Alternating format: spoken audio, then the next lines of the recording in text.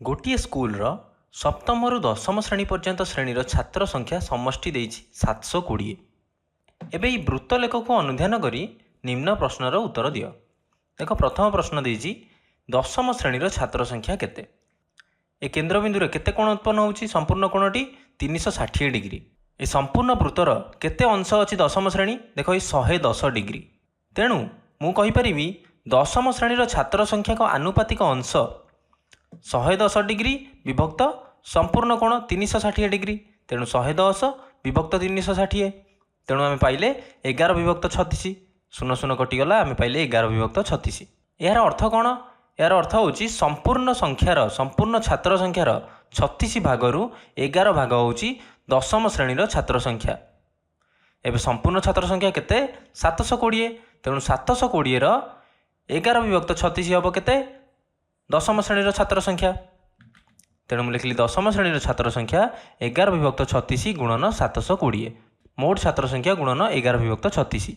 एबे 36 को 6 रे काटिले 6, 720 को 6 रे काटिले 120 एवं 6 को 6 रे काटिले 1, 120 को 6 रे काटिले आम पाइबा 20। तेणु 20 रे आम जो 11 गुणिबा आम पाइबा 220। तेणु दशम श्रेणीर छात्र संख्या केते हैला 220। एबे द्वितीय प्रश्न आम पाखरे अछि दशम श्रेणीर छात्र संख्या अष्टम श्रेणीर छात्र संख्या ठारू केते कम।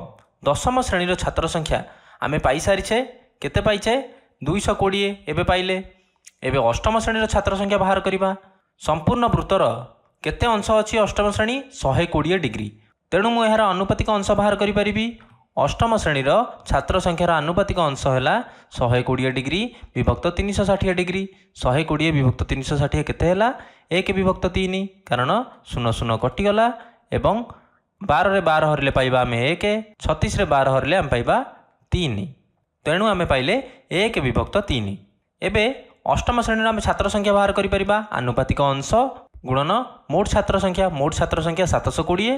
तेणु 1 विभक्त 3 गुणन 720 एवं 720 रे 3 हरिले आम केते पाइबा 3 रे 3 हरिले 1, 720 रे 3 हरिले 3 दूने 6, 1 2 12, 3 4 12, 0 240। तेणु एबे अष्टम श्रेणीर छात्र संख्या आम पाइले 240। प्रश्न पचारिछि दशम श्रेणीर छात्र संख्या अष्टम श्रेणीर छात्र संख्या ठारू केते कम। तेणु 240 रु आम फेड़ीदेले 220, 20 कम। एबे आउ गोटे प्रश्न को जिबा नवम एवं दशम श्रेणीर छात्र संख्यार अनुपात केते। नवम श्रेणीर छात्र संख्या आम बाहर करिबा। दशम श्रेणीर छात्र संख्या आम पाइचे। तेणु दशम श्रेणीर छात्र संख्या लिखिली 220। नवम श्रेणीर प्रथम आम आनुपातिक अंश बाहर करिबा। नवम श्रेणीर केते अंश अछि। नवम श्रेणीर अंश एठी अछि 40 डिग्री।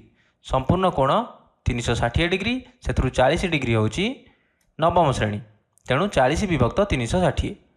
0 0 कटिला 4 रे 4 हरिले 1, 36 रे 4 हरिले 9। तेणु 1 विभक्त 9। एबे आनुपातिक अंश पाई गले। एबे नवम श्रेणीर छात्र संख्या बाहर करिबा। संपूर्ण छात्र संख्यार 1 विभक्त 9। तेणु 1 विभक्त 9 गुणन 720। 9 रे 9 हरिले पाइबा 1, 720 रे 9 हरिले 9 8 72, 0 80 रे 1 गुणिले 80। तेणु नवम श्रेणीर छात्र संख्या हैला 80। एबे अनुपात बाहर करिबा। तेणु 80 विभक्त 220। तेणु लिखिली नवम एवं दशम श्रेणीर छात्र संख्यार अनुपात 80 विभक्त 220। 0 0 कटिगला 8 विभक्त 22। 8 रे 2 हरिले पाइबा आम 4, 22 रे 2 हरिले पाइबा 11। तेणु पाइले आम 4 विभक्त 11 अर्थात 4 अनुपात 11। एबे आम आउ गोटे प्रश्न देखिबा सप्तम श्रेणीर छात्र संख्या नवम श्रेणीर छात्र संख्या ठारू केते अधिक। नवम श्रेणीर आम छात्र संख्या पाई सारिचे 80 जन। एबे सप्तम श्रेणीर छात्र संख्या प्रथमे पाइबा। तेणु सप्तम श्रेणीर आनुपातिक अंश बाहर करिबा। सप्तम श्रेणी संपूर्ण वृत्तर 90 डिग्री अछि सप्तम श्रेणी।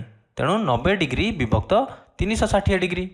तेणु मु आनुपातिक अंश बाहर कली 90 डिग्री विभक्त 360 डिग्री।